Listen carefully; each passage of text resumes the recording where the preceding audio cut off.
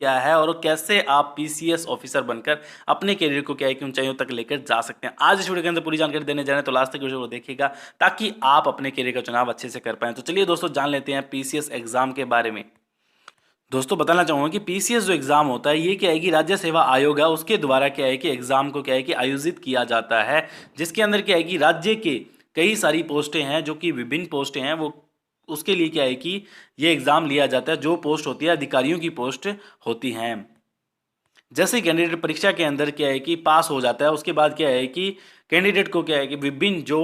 उच्च स्तर की जो पोस्ट होती है उसके लिए क्या है कि उसको पोस्ट दे दी जाती है। जैसे क्या है कि एसडीएम और डीएसपी, डीआरटीओ, इसके अलावा बीडीओ, जिला अल्पसंख्यक अधिकारी, जिला खाद्य विपणन अधिकारी, इसके अलावा दोस्तों असिस्टेंट कमिश्नर व्यापार और कर, इसके अंदर क्या है कि नियुक्तियां दी जाती है, नहीं दोस्तों पोस्ट दे दी जाती है। वहीं दोस्तों पीसीएस की अगर फुल फॉर्म की बात करें तो दोस्तों इसकी फुल फॉर्म होती है प्रोविजनल सिविल सर्विस, जिसको क्या है कि राज्य सिविल सेवा भी एक तरह से कहते हैं। और ये जो पोस्ट होती है ये क्या है कि राज्य सरकार होती है उसके अंदर में कंट्रोल में रहती हैं।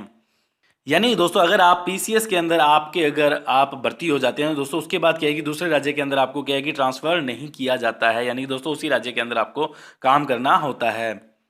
वहीं दोस्तों अब बात कर लेते हैं कि पीसीएस ऑफिसर आप कैसे बन सकते हैं। दोस्तों पीसीएस अगर आप बनना चाहते हैं दोस्तों, आपको क्या है कि राज्य सेवा आयोग द्वारा जो आयोजित की गई परीक्षा है उसके लिए पहले तो आपको अप्लाई करना, उसके बाद क्या है कि उस जो प्रतियोगी जो कंपटीशन एग्जाम है उसको आपको पास करना होता है। जैसे ही उसको पास कर लेते हैं तो दोस्तों बताना चाहूंगा कि ये जो परीक्षा है, ठीक है, ये जो परीक्षा है वो क्या है कि 3 जो पार्ट के अंदर ली जाती है। पहली होती है प्रारंभिक परीक्षा, मुख्य परीक्षा, उसके बाद क्या है कि साक्षात्कार यानी दोस्तों इंटरव्यू होता है।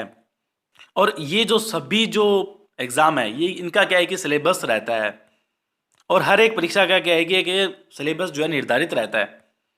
वहीं दोस्तों बात करें कि पीसीएस ऑफिसर बनने के लिए क्या है कि क्वालिफिकेशन क्या क्या चाहिए, यानी दोस्तों एलिजिबिलिटी क्या क्या होनी जरूरी होती है, तो दोस्तों उसकी बात कर लेते हैं। इसके लिए सबसे पहले आपको क्या है कि जो पीसीएस जो परीक्षा है जो ये एग्जाम है उसके लिए आपको क्या है कि अप्लाई करना होता है, जिसके बाद क्या है कि जो पीसीएस एग्जाम है उसके लिए जो भी क्वालिफिकेशन मांगी गई है तो दोस्तों वो क्वालिफिकेशन आपके पास होना जरूरी होता है। और पीसीएस अगर आप एग्जाम देना चाहते हैं तो इसके लिए क्या है कि आपके पास क्या क्या है कि जो भी मान्यता प्राप्त जो विश्वविद्यालय है उससे क्या है कि बैचलर आप या फिर बैचलर में आपके पास ग्रेजुएशन डिग्री होना जरूरी होती है।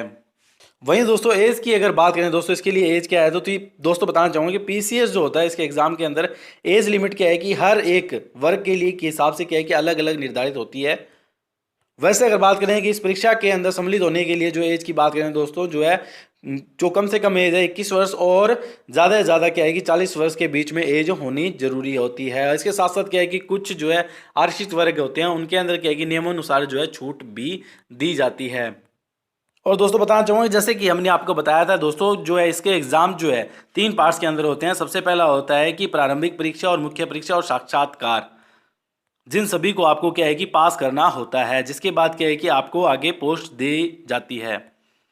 वहीं दोस्तों बात करें कि पीसीएस की सैलरी क्या क्या रहती है, तो दोस्तों एक पीसीएस जो अधिकारी होते हैं, नहीं दोस्तों पीसीएस जो ऑफिसर होता है उसकी सैलरी क्या है कि 15,600 से लेकर 67,000 रुपये प्रति माह जो है उसको सैलरी मिल सकती है। और इसके साथ साथ क्या है कि सरकारी सुविधाएं भी दी जाती हैं। और दोस्तों बताना चाहूँगा ये सैलरी क्या है कि अलग अलग भी हो सकती है स्टेट वाइज। वहीं दोस्तों बात करें कि पीसीएस की पोस्ट कौन कौन सी होती है, तो दोस्तों पोस्ट होती है असिस्टेंट अकाउंट ऑफिसर, इसके अलावा commercial tax officer, district monitor, welfare officer, district food marketing officer, assistant commissioner, इसके अलावा एग्जीक्यूटिव ऑफिसर, इसके अलावा नायब tehsildar, deputy superintendent of police, deputy collector, इसके अलावा दोस्तों जो है एग्जीक्यूटिव ऑफिसर, इसके अलावा ब्लॉक डेवलपमेंट ऑफिसर, इसके अलावा